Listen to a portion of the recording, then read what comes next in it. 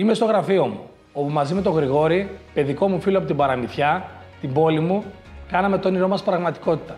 Μια καινοτόμα τεχνική εταιρεία, μια ψηφιακή πλατφόρμα, μέσω της οποίας δημιουργήσαμε ένα δίκτυο μηχανικών σε ολόκληρη την Ελλάδα. Τα ανθρώπινα δίκτυα. Να μπορεί κάθε μηχανικός από κάθε τόπο της Ελλάδας να βρίσκει μια νέα θέση εργασίας με ευελιξία, αλλά και αξιοκρατικά κριτήρια. Οι δυσκολίες στον δρόμο μας πολλές. Ψηφιακά η χώρα μας είναι πίσω. Στον Ευρωπαϊκό Δίκτυο Ψηφιακής Οικονομίας η Ελλάδα είναι στην 25η από τις 27 θέσεις της Ευρωπαϊκής Ένωσης. Με την ψήφο θα προχωρήσουμε μαζί. Θα γεφυρώσουμε το ψηφιακό χάσμα. Ψηφιακές υπηρεσίες για όλους. Σε κάθε πόλη, σε κάθε χωριό. Για τους ηλικιωμένους, για τους αγρότες, για κάθε συμπολίτη μας. Μαζί να διεκδικήσουμε το δικαίωμα στην τηλεεργασία και στην τετραήμερη εργασία με διατήρηση του εισοδήματός μας.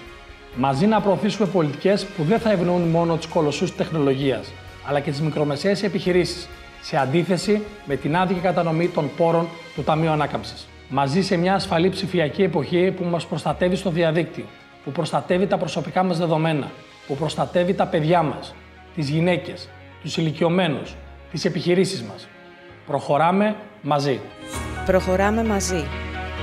Ανδρέας Σπυρόπουλος, υποψήφιος Ευρωβουλευτής Πασόκ. Κίνημα Αλλαγής.